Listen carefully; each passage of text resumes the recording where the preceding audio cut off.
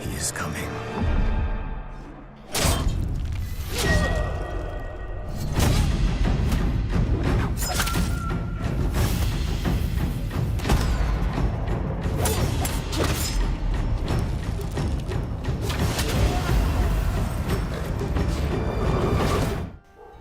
Hi Brian, thanks for having me. Before everything, I wanted to start, after the success of the infamous series, why did you felt the need to change into something so different from what you have built before?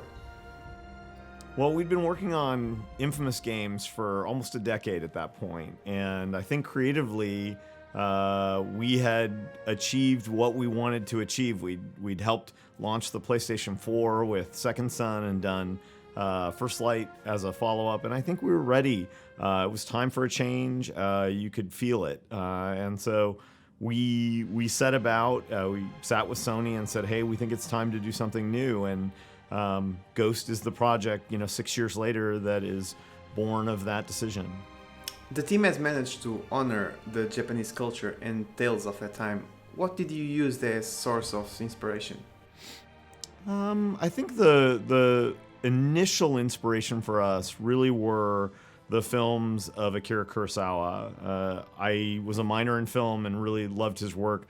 The creative directors each had, personal passions in and around samurai cinema, and it was something that we all shared. And so when we were considering what Spaces to Ghost, doing a game set in feudal Japan and with the samurai was a strong contender for us.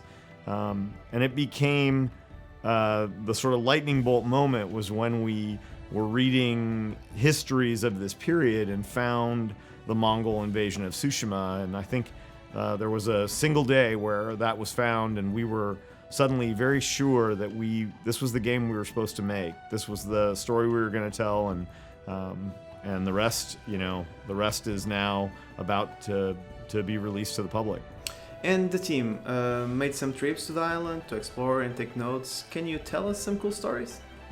Yeah, early in the project, maybe I think it was about 6 or 8 months in, we sent our first group of employees out to Tsushima. And so this was a trip organized collectively with the Sony Japan studio team and ourselves. And we had 5 members of our team and a member of the ISD group from Japan all meet, and they all went out to Tsushima and toured the island, visited all of the key historic sites, also visited preserved historic sites in mainland Japan as well from these periods to get a sense for architecture and materials and all the details we could possibly capture. And then about 6 months later, we returned in the fall because the invasion actually took place in the fall, and every year, even now, 700 odd years later, that invasion and that great battle that began this invasion is still commemorated on Komoda Beach on Tsushima Island. And so we had a team, another group of folks, again accompanied by ISD folks from Sony Japan, all visiting and present for that celebration and ceremony. Just a terrific part of getting to really get our feet on the ground and really understand the history and the culture that took place, and trying to strengthen our understanding of the material. Japan is filled with epic tales and moments throughout the country history. Why the Mongol invasion? Yeah, it's a great question, and I think that we really believed that this was the right moment for our game because it sort of had the right combination of things. First of all, it took place on something we felt like we could build. It wasn't the whole of Japan. It was a smaller, big by video game standards, but a smaller landmass. It had such clear stakes. You have the very the folks who live here and have been largely left alone, and then you have an invading army. Very clear sides, very clear stakes.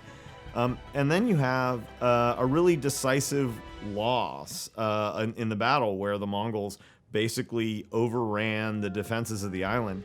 And that's a wonderful, wonderful situation to tell a story against, because you have this, sense of desperation and all of the things that would be, attendant causes and challenges that come when you're in such a difficult situation. So it really felt like it was the right moment. And again, when we found it, we were absolutely certain that this was the story we were going to tell. I think it took us all of about 20 minutes once we'd found that story to be like, oh, there it is. You just have that moment of clarity, and that was certainly one of them. Open world games are among the most produced genres in the gaming industry. What did you want to bring that was different from the rest?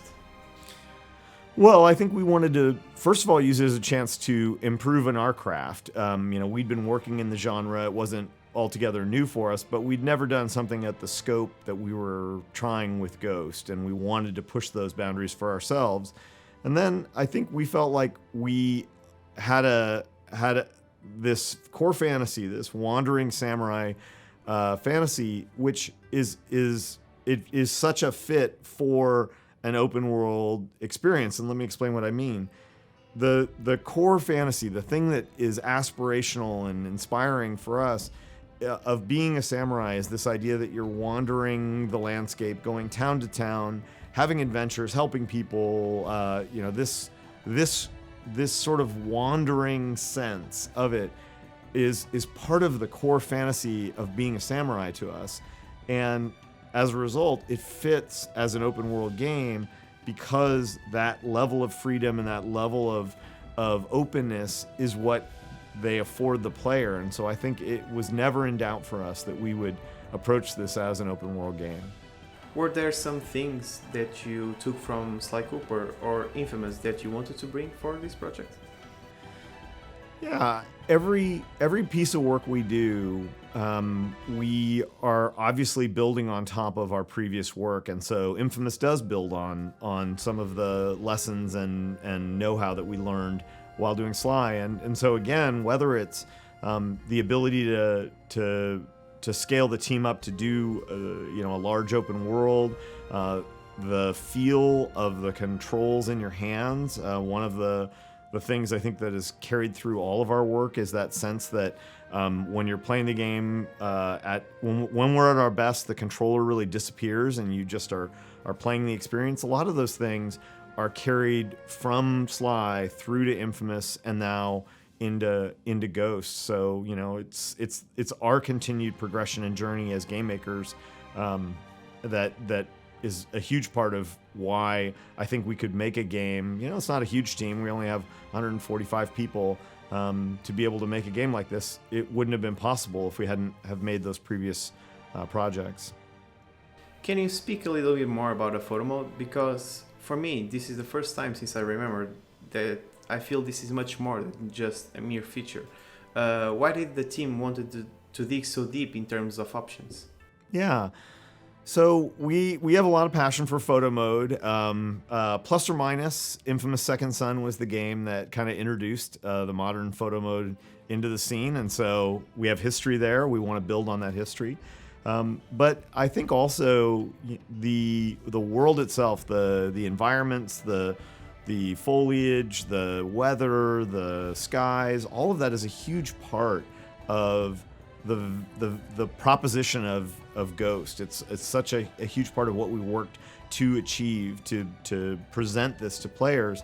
And photo mode is the way that you can stop and capture those moments and record them. And so we wanted to, of course, do that, but then to allow you to have command over it a little bit, to change the weather, to change the lighting, to bring in more particles, to move the wind. All of these things let you be the director of your shot.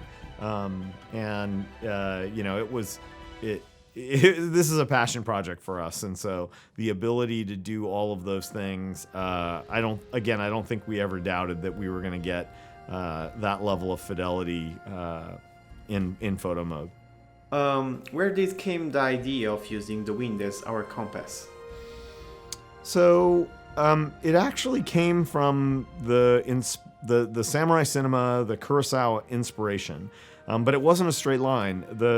the original art direction, the original tone, the original inspirations for the game, when we were communicating with the team, Jason Cannell, the art director, he was like, it was a passionate plea that everything we did had to move and be dynamic when the wind was blowing, that the wind was going to be a major part of the look of the game. And part of that is just the idea that, you know, when you get to these iconic moments, you would have a standoff in a very still samurai, and you would have the two combatants would be still, but then the wind would be blowing, giving this huge amount of motion in the scene.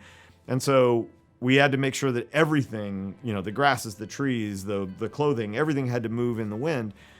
And so we'd done all of that. And then there was this moment of insight where we realized, hey, we could steer the player potentially using the wind and get rid of the mini maps and all the heads-up display elements that tried to do wayfinding.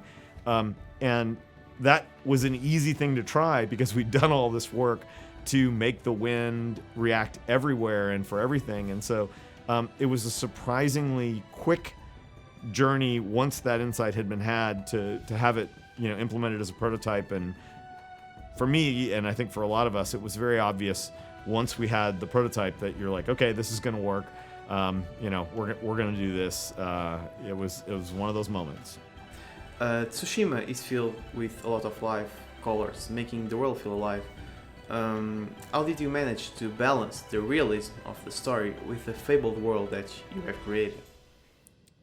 Well, I think that the world is a you're trying to take all of the things that you might think of iconically in the genre, in samurai cinema, in just the ideas of the abstract ideas of the beauty of Japan itself, and you're trying to condense them into Tsushima Island so that the player can go on this big adventure. So it's you're drawing from reality, but you're sort of making everything closer together than it would be, in order to have enough variety to cover, you know, the you know, dozens of hours of gameplay that players will have. So in that sense, it is you've sort of are telling a story about the way the game looks, but you're also trying to tell a human story as well. And so I think that the important choices are always about maintaining the tone of the game, making sure that the game never slips into, you know, humor or silliness or all of that. You want to maintain this tone of reality throughout. These are very serious times. This isn't, you know, spring break at the beach.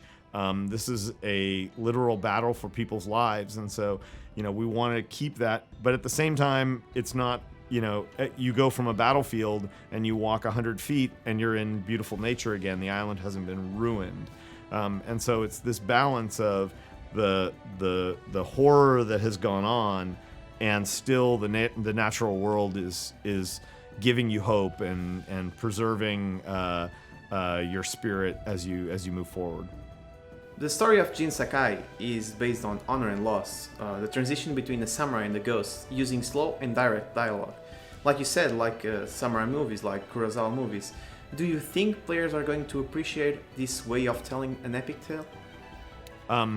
It's the way that we've chosen to tell it, so I hope they appreciate it. You know, I think that it's important that as video game creators and creators in general, that we try new approaches. And you know, this hasn't been tried in a, you know, frontline AAA console game, and we're proud to have made the attempt. And we're 10 days away from finding out how successful that attempt is. If you had to choose what feature are you most proud of, and which one you really wanted to include but couldn't, what could you tell us? Well, I'm going to not answer the second one because it may show up in the next game.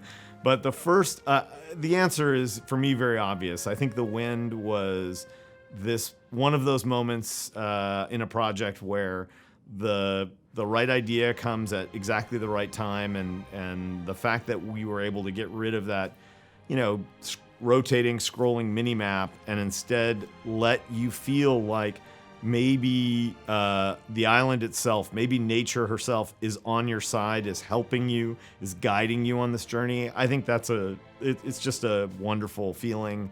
It works so well, and I'm just really happy that it's a part of Ghost.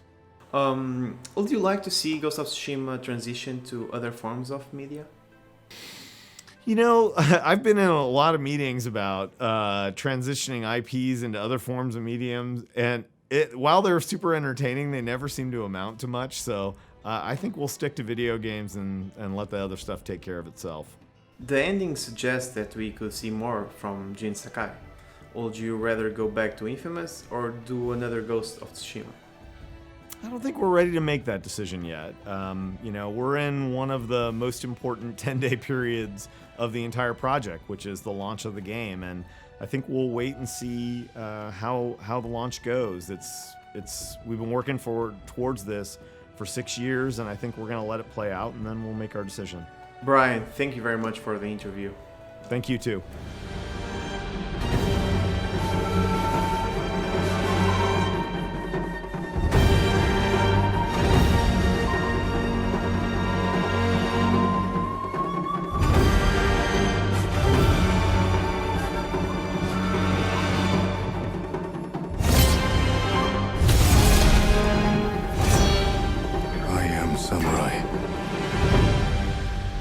Sacrifice everything for my home.